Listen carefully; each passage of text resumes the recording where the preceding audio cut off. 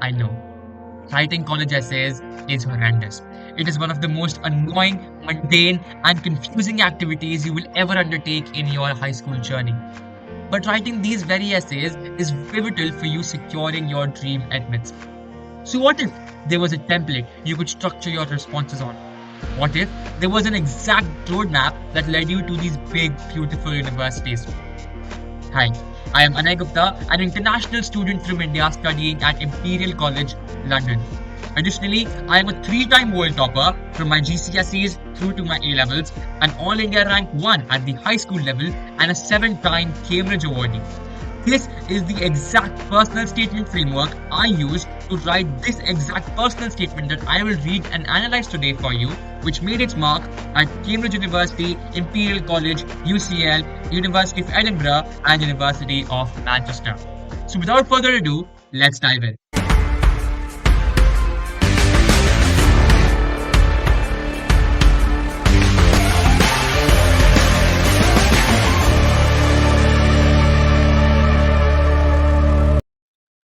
Any successful personal statement, according to me, needs to follow this Sparks framework.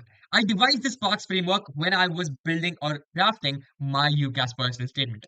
So your essay should start with the spark, the initial motivation that led you into this rabbit hole that's called your course.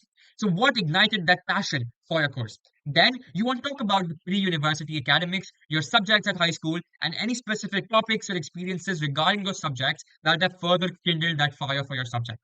After that, you want to talk about actions. You want to talk about initiatives. You want to talk about your super curriculars, more specifically researches, competitions, passion projects. Any way you have gone out of your way, out of the books, and tried to, further that interest. Then you want to talk about resources. You want to talk about the types of contents that you have consumed, the books you've read, the courses you've gone through, any documentaries, any journals, any podcasts, any videos, anything in particular that you have liked and that has furthered your imagination and fascination in this universe that's called your subject. After that, you want to talk about some super extracurriculars and some supercurriculars, which have some key transferable skills into this field of expertise. So these skills could be stuff like leadership, could be stuff like time management, could be anything, or could be things like communication. For all I know, right? And this is something that is going to help you in your domain, regardless of which subject you pursue. And finally, you want to give a nice fitting synthesis, a nice short conclusion that ties all of it together and tells the admissions officer that this is exactly why I want to study this specific course. Okay, now as of 2026, the university admissions format for the UK universities has been classified into three subsections. The UCAS personal statement before was one big free response question, but now there are three different subsections. First question is why do you want to study this course or subject? So it is asking that initial spark, targeting that initial motivation. The second question is how have your qualifications and studies helped you to prepare for this course or subject? And third question is what else have you done to prepare outside of education and why are these experiences useful? So again, they are in a way just asking you about the spark, your pre-university academics or your high school subjects, and then they're talking about your extracurriculars and supercurriculars. But I feel like breaking it down into sparks makes it a little bit much more easier, us to analyze this. Also, I just want to talk about how much weightage you should allot to your essay out of every Spark component because we have been quite bounded by the 4,000 character limit for the UCAS personal statement. And so, as much as I'd like to be flowery and write a big, eloquent essay about my achievements, I need to select what things I want to talk more about and what skills I want to highlight. So, in my essay, personally, I gave 8% to that opening paragraph of the Spark. I gave 20% to like words for my pre-university academics. I spoke for 27% about the actions or the initiatives that were directly related to my major, that is electrical and electronics engineering. I spoke for 18%. I wrote up 18% about my resources or contents that I've consumed. 22% went to the key skills or extracurriculars that allowed me to develop some key skills, and 5% went to the conclusion. So, if you notice, the introduction and the conclusion is very short and very brief and to the point. You do not need to get too emotive and descriptive about it. But let's go through my personal statement and I can better analyze it for you as we discuss that further. So, it starts every summer. I eagerly visited my grandmother, but frequent power outages dimmed my excitement. I saw my uncle lead our neighborhood in advocating for solar cells on rooftops, sparking my passion for clean energy. Ultimately, I aim to explore power electronics while pursuing an electrical engineering degree.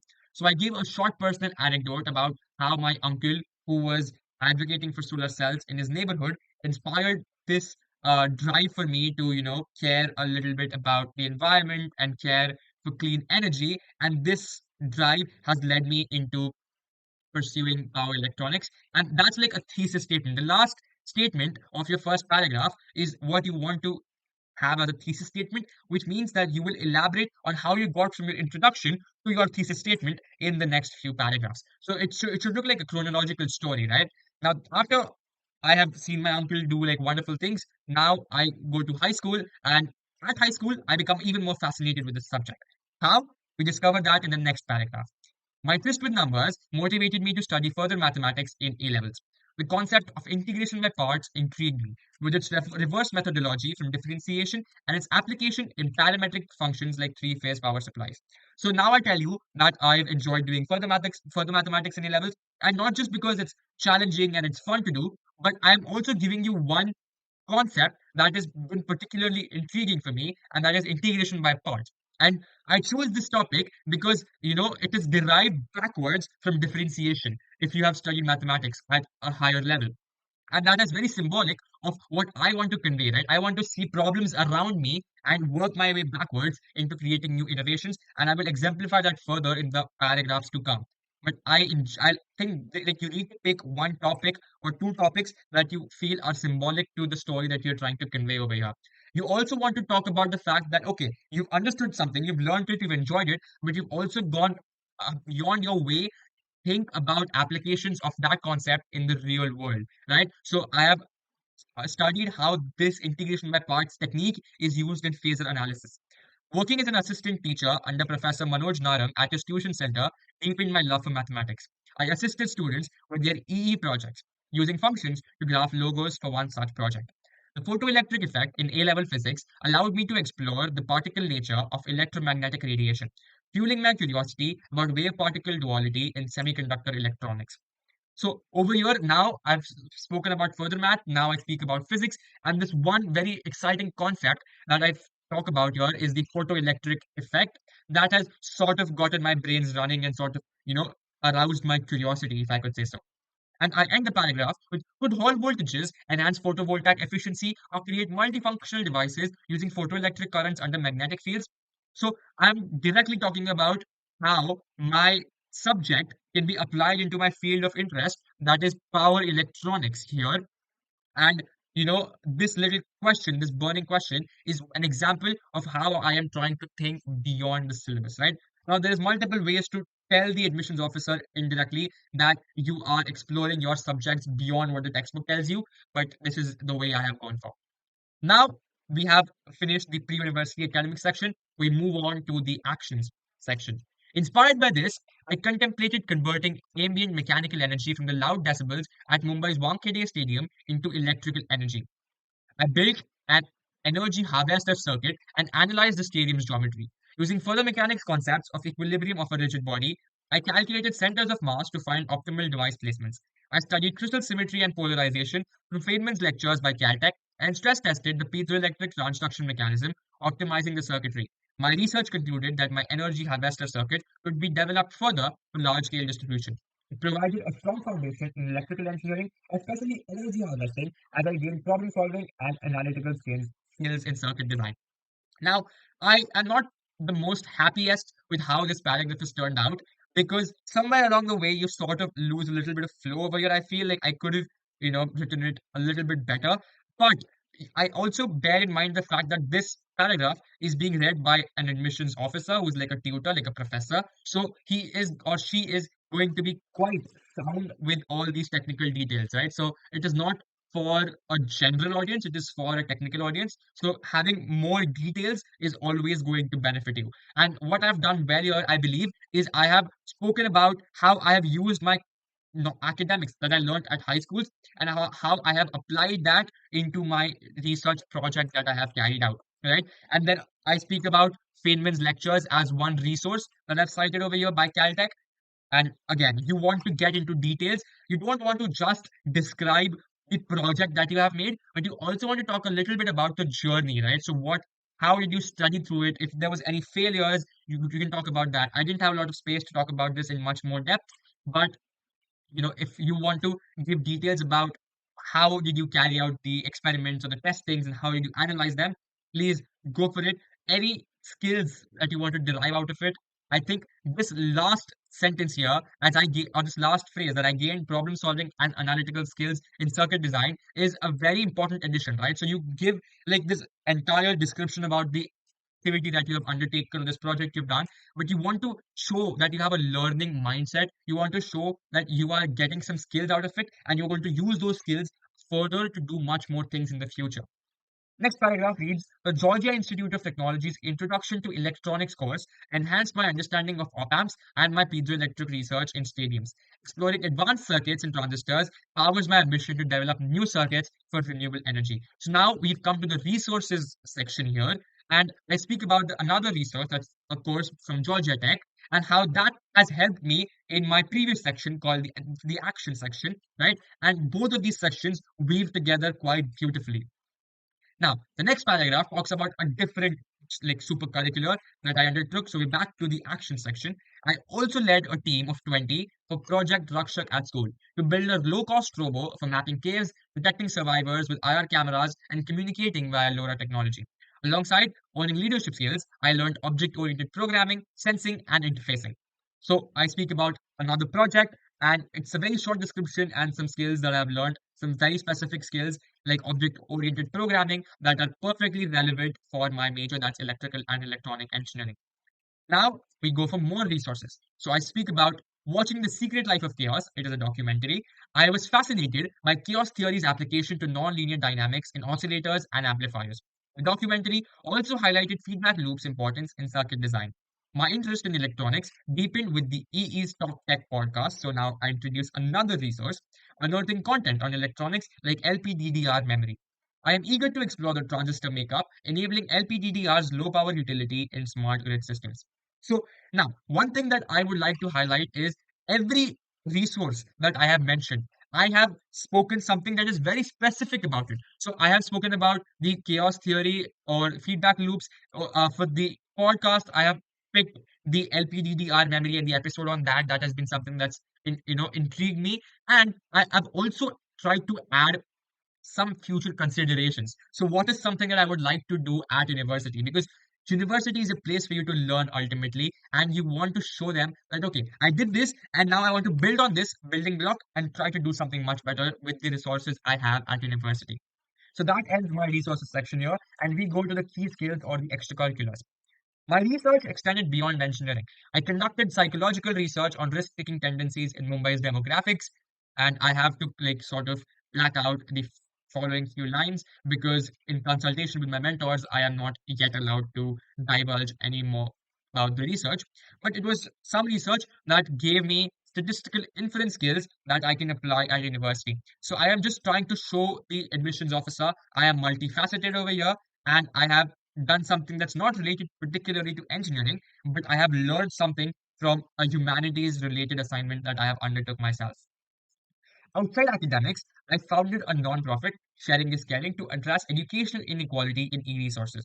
As head boy, president of the Business and Math Clubs, secretary of the Technology Club, cultural affairs president, vice president at Ignite, and secretary general at Wisman 2024, I have sharpened my leadership and time management skills. These roles instilled a sense of purpose and drive to lead innovative projects in me. So over here, I have chosen to list all of these different projects that I led, and I feel like it was a good idea to not elaborate more on each of these projects because this is not something that is very technical and very giving to my major as such. So I have just derived the skills that are leadership and time management, and I feel like these are transferable skills that will be very important in a setting for uh, any workspace or any project where I have to collaborate with my peers and my teammates. And finally, we conclude, therefore, in the land where the Colossus and the telegraph were born, I want to dive into electromagnetic phenomena, photovoltaics, and piezoelectric mechanisms to design newer renewable energy harvesting devices. Okay, fumbled over there. But that's a very short and sweet conclusion because I did not have a lot of words over there. I think this is about 3,987 characters. And I just speak about just summing everything up that if I had to give my mission statement in one sentence to why I want to do electronic engineering, it is because I want to learn how to design newer renewable energy harvesting devices.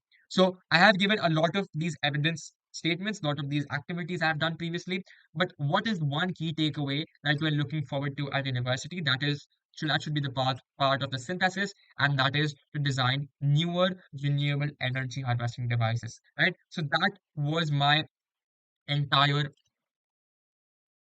Sorry, I think I forgot to scroll there, but that was my entire personal statement. And I hope you got to take some takeaways. I mean, if I had to do it all over today, would I have done something differently? Hmm, maybe, but I feel like I this essay does not look as dry as my first draft did. So you want to be able to tell a narrative with your a chronological explanation of what you have done and how that has helped you build this love for this subject that for me that's electrical and electronic engineering, right? So you do not want to firstly boast about your grades, your accomplishments, like any awards. That's a complete no. This is not a boasting game. This is a game where you show humility and where you just talk about how everything that you've done has made you learn more and has excited you even more to learn more at university. So you have to approach that from a very modest and skills oriented perspective. And I feel like some paragraphs here and there I might have added a little bit better flow. But all in all, I feel like this is a very competent personal statement. And the Sparks approach is something that you can use and apply and translate to your new format of the personal statement as well. Like as I see it, the spark goes in the first question, the pre-university academics goes in the second section, and everything else goes in the third section. You do not necessarily need to balance like every section out. Like every section does not need to have the same or the similar amount of words. So one section can be longer than the others. And as I feel the last section is the cream of the crop, which you want to allocate maximum words to. I have given you this exact roadmap. And if there's anything that you would like to add from your side, let me know in the comment section below. That is all for the UCAS personal statement. I wish you guys the best of luck. It is a wonderful experience. It is a wonderful journey. And whatever the result might be at the end, I'm sure you'll grow as a person. So, all the best for your application season. And that's me signing off. Take care. Bye bye. चल उठ जा, let's crack it, जोर दे लगा, let's crack it, पेड़ को छोड़ दे,